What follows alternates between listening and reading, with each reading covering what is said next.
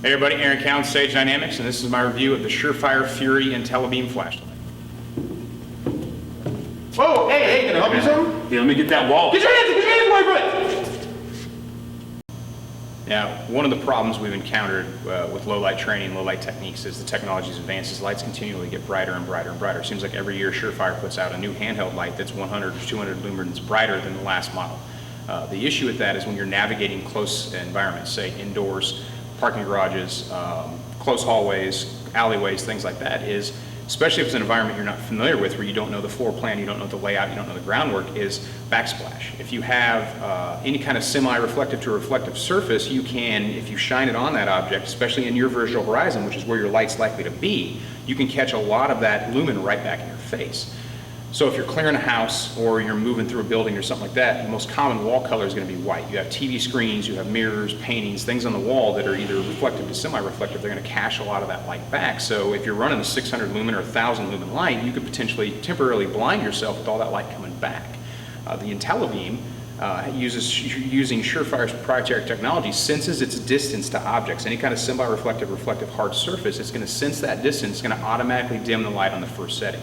So based on distance to an object, you have 15 to 600 lumens of brightness. So as you near a wall, or as you near a window, or as you near a door or something like that, you have your light up, or you come around a corner and there's a really short wall or a window or a TV screen or something like that, the Intellibeam is going to sense that distance. It's going to automatically dim the light on the first setting. Now, if you encounter a person, something like that, you can automatically just double tap it and it'll give you full 600 lumens of brightness. So for navigation, you have 15 to 600 based on distance to objects, and then if you come around a corner and you need to immediately remove someone's visual horizon and control them, you can double tap for 600. I already heard some people say they don't really like the double tap feature, but the automatic sensing is dumb in the fact that it can't tell the difference between a person and a wall. So if you encounter a person, it's not going to say, okay, this could be a potential bad guy, I'm going to go ahead and maintain maximum lumen. The light technology just isn't there yet. We may be a decade away from that. Maybe not, depending on what Surefire's got cooking. But if you think about a lot of the other Surefire models, most of them are low to high. So you have a 15 or a 30 lumen setting and you double tap for maximum brightness. So in that sense, it's really not any different. Now, just for strict navigation senses, I got this hard object here. Say it's a wall, say it's any kind of hard object the light's going to reflect off of. With this light in its first setting, if I shine a light on the object, I go back to 15 lumens. It doesn't really affect my vision. If I need to see beyond this object, if I'm leaning out from behind cover, concealment, or what have you, it gives me maximum 600 lumens of brightness, close, maximum.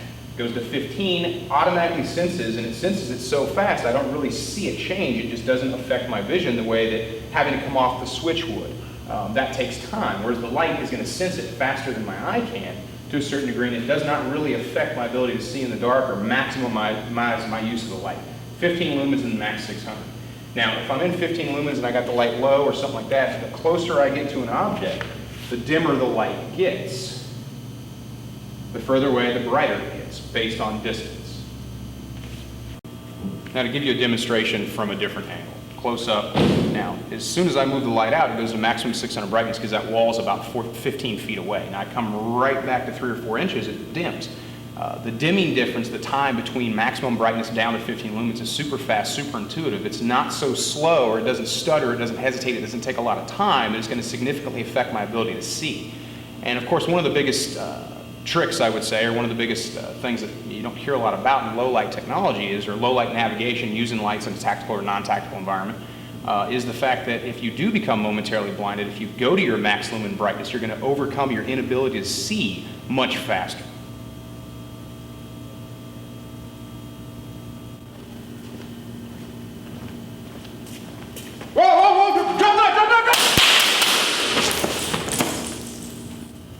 Now seen from your potential bad guy's perspective, utilizing cover, I'm using the Intellibeam.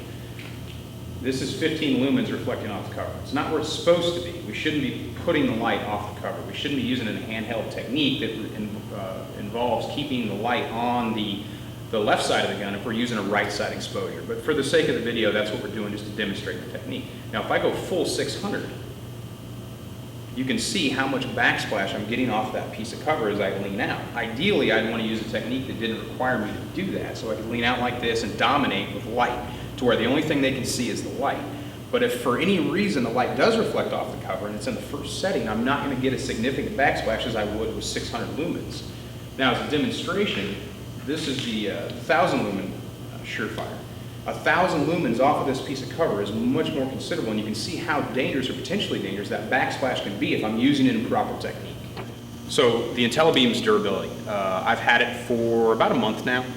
Granted, it's not a firearm. I'm gonna have to run 2,000 batteries through it to show it's reliable. I think Surefire's track record for durability, dependability, and their warranty coverage, if you do manage to break one of the lights, and I have, is very well known. I've run this thing dead 3 times so far, just basically testing the features, working with it, also teaching with it and using it in my own personal practice and training for low light. It's been dropped numerous times on purpose, not once on accident yet, or negligently, if you want. It's got a few scrapes and bruises and things like that, but the light continues to function as it should. Surefire, again, is already really well known for their durability, so I'm not really worried unless this takes a significant bezel strike of the light becoming broken or disabled when I really need it. The good thing is the light screen, as you can see, is significantly recessed over some of the other Surefire's other models, so you have a sacrificial bezel there that's going to take the brunt of an impact if you do happen to drop the light, which is definitely beneficial under stress. If you do happen to fumble and drop the light, you don't have to worry so much about the glass breaking, the light becoming in-op. And if Surefire's past lights are any telling of how this one would handle, even with a broken bezel on most of the lights, broken glass, the light's going to continue to function. So what would be a significant advantage to the Fury over, say, one of Surefire's normal double tap lights, where you have a low setting and then double tap for high? Well, I think the biggest difference for people is using a light in an unknown environment, especially in a law enforcement or military setting where you potentially could be going into a no-read situation, make an entry into a building where you don't actually know the floor plan. Something like this, even in a handheld, if you're just an officer search and responding to a burglary call or a prowler or a suspicious suspect or something like that, the light definitely has advantages in environments that you're not familiar with. Even if you are familiar with an environment, but you don't spend a lot of time doing low light training, say for home defense situation, if there's a reason to leave your bedroom and go confront that noise, like you got kids in a different room, so you can't just barricade in the bedroom.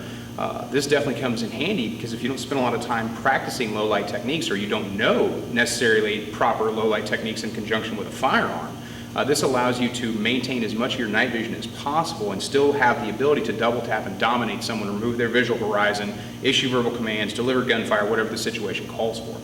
So I think as an everyday light, this, even though it's significantly larger than some of the other lights you have out there, I think this is a huge advantage and something that should be part of your everyday carry. People want smaller and smaller and smaller lights. I've been guilty of it myself. I used to carry a very small stream light, but there's not enough lumens there. The more lumens you have, the more data you get, and I don't think anyone, to quote William Petty, has said, "I wish I didn't have as many lumens as I did" in a situation where I had to use a flashlight. So I think if you're looking for a new EDC light, I would like to see people starting to get away from that natural desire to want the smallest light possible until the smallest light possible provides 600 lumens and the same kind of features as the Surefire does. I'm going to go ahead and suffer just a small amount of inconvenience in order to carry a light like this. I'm Aaron Cowan with Sage Dynamics. Train accordingly.